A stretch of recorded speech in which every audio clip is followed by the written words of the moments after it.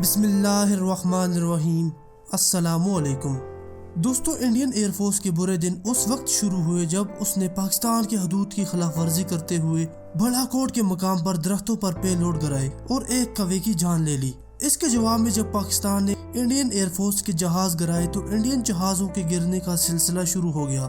تقریباً 15 سے زیادہ انڈین ایئر فورس کے طیارے تباہ ہو چکے تھے، لیکن حال ہی میں ایک ہی دن ایسا ہوا جس نے انڈین ایئر فورس کا رخ ہی بدل دیا۔ دوستو، ویڈیو کو لائک کیجئے، چینل کو سبسکرائب کرنے کے ساتھ ساتھ گھنٹی کے بٹن کو بھی دبا دیں۔ چلیے شروع کرتے ہیں۔ انڈین ایئر فورس کا طیارہ اروناچل پردیش سے آسام جاتے ہوئے غائب ہو گیا۔ اس طیارے میں ایئر فورس کے انجینئر سائنٹسٹ بھی شامل تھے۔ رپورٹ کے مطابق اس میں بھارتی نیوکلیئر سائنٹسٹ بھی شامل تھے۔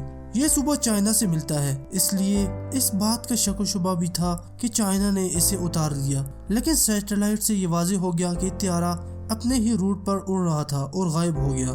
دوستوں، اسے ڈھونڈنے کے لیے سرچ آپریشن اسی دن ہی شروع کر دیے گئے تھے، لیکن جو طیارہ اسے ڈھونڈنے کے لیے اڑایا گیا وہ رن وے پر ہی تباہ ہو گیا۔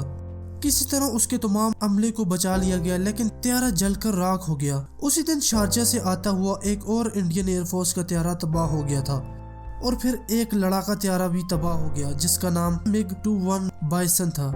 دوستو، ایک ہی دن انڈین ایئر فورس کے 4 طیارے تباہ ہو گئے تھے۔ انڈین ایئر فورس اس طیارے کو ڈھونڈنے کا بڑا زور لگا رہی ہے، اور رپورٹ کے مطابق اس جہاز میں انڈین ایئر فورس کے خفیہ ہتھیار بھی شامل تھے جسے شاید کسی نے ہائی جیک کر لیا ہوگا۔ 2016 میں بھی انڈین ایئر فورس کا طیارہ انڈین انجینئر اور سائنٹسٹ کو لے کر اسی ہی روٹ پر غائب ہو گیا، جس کا آج تک کچھ پتہ نہ چلا اور اسے مسنگ ڈکلیئر کر دیا گیا تھا۔ انڈین ایئر فورس نے اس طیارے کو ڈھونڈنے والوں کو 5 لاکھ تک کا انعام دینے کا وعدہ بھی کیا ہے اور ایک بڑا سرچ آپریشن بھی شروع کر دیا ہے، لیکن ابھی تک کوئی کامیابی حاصل نہ ہوئی۔ اپنی پرانی روایات کو برقرار رکھتے ہوئے انڈین میڈیا نے اپنی عوام کو پھر سے ایک نئی کہانی بنا کر پیش کی ہے۔ وہ یہ ہے کہ جہاز کو نہ آسمان میں دیکھا گیا اور نہ ہی زمین پر اس کا کوئی سراغ ملا، اور نہ ہی سمندر میں اس کا کوئی سراغ ملا۔ اس جہاز کو ایلین کی ایک فورس اپنے ساتھ لے گئی ہے، اور انڈین میڈیا، جس میں ایک چینل جس کا نام زی نیوز ہے، اس نے ایک پوری رپورٹ بنا کر پیش کی ہے کہ یہ ایلین کا طیارہ ہے۔ ایلین بھارت سے اس لیے غصہ ہوئے تھے کیونکہ بھارت نے اپنے اسپیس کرافٹ سے انہیں پریشان کیا ہے۔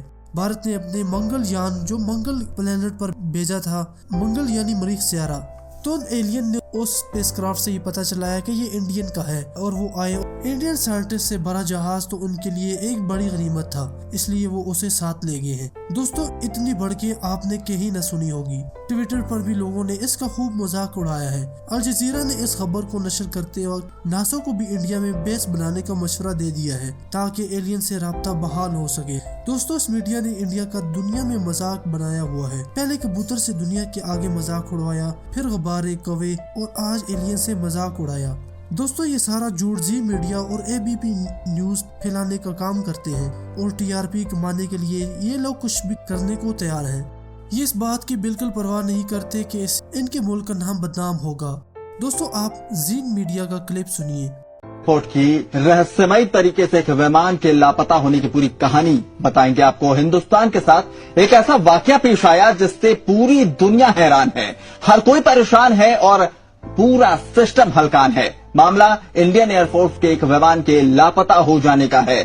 ویمان کے لاپتہ ہونے کے 4 دن بعد اب تک کوئی بھی اس کا سراغ کسی کو نہیں مل پایا ہے۔ شاید اس ویمان کو ایلین لے گئے ہیں۔ جی ہاں، بالکل ٹھیک سنا آپ نے، انڈین ایئر فورس کے لاپتہ ویمان کو شاید ایلین لے گئے ہیں۔ ایسا اس لیے کیونکہ 4 دن سے پورا سسٹم اس لاپتہ ویمان کو تلاشنے کی کوششوں میں لگا ہے، لیکن اب تک رتی بھر بھی سراغ کسی کے ہاتھ نہیں لگے ہیں۔ اب ایسے میں اس ویمان کو آسمان نے تو نہیں نگلا ہوگا، دھرتی نے تو خود میں اسے سماہت نہیں کیا ہوگا، سمندر نے تو اسے خود میں سمایا نہیں ہوگا، تو پھر کیا لگتا ہے یہی تو ایک وجہ ہے جس سے اٹکلیں لگنے لگی ہیں کہ کیا ایلین لے گیا ویمان۔ یہ کھلم کھلا کہہ رہا ہے کہ یہ ایلین ہمارے طیارے کو لے گئے ہیں۔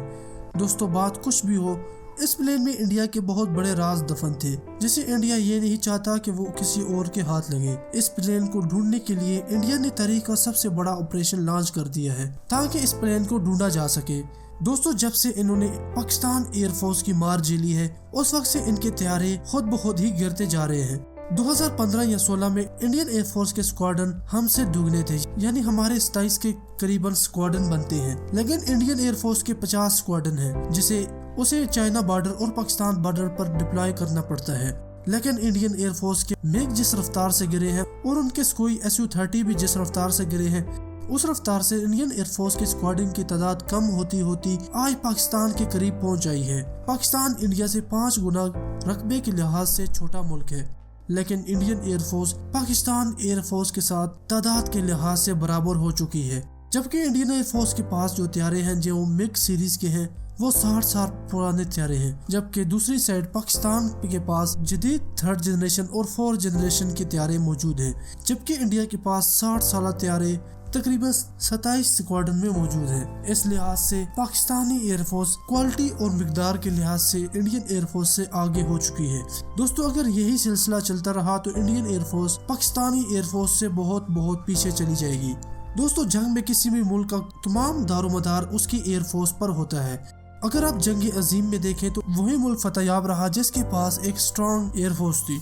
बरतानिया के पास एक स्ट्रॉन्ग एयरफोर्स थी। उसने एयरफोर्स का इस्तेमाल करते हुए जर्मनी सबमरीन तक को निशाना बनाया, जर्मनी के शहरों को तबाह कर दिया। इसलिए जंग अजीम के बाद किसी मुल्क के दफा उसकी रीढ़ की हड्डी उस मुल्क की फजाइया को समझा जाता है। लेकिन इंडियन एयरफोर्स कम होते होते पाकिस्तान के बराबर आम पहुंची है, जबकि क्वालिटी के लिहाज से वो पाकिस्तान से कोसों दूर है, जबकि पायलट की तरबियत के लिहाज से भी वो पाकिस्तान से बहुत दूर है। दोस्तों, इस चैनल को सब्सक्राइब कीजिए, साथ में घंटी के बटन को दबाना बिल्कुल भी मत भूलिएगा। आपको वीडियो कैसी लगी? अगर अच्छी लगी है तो अपने दोस्तों के साथ भी शेयर कीजिएगा। हमें इजाजत दें। अल्लाह हाफिज।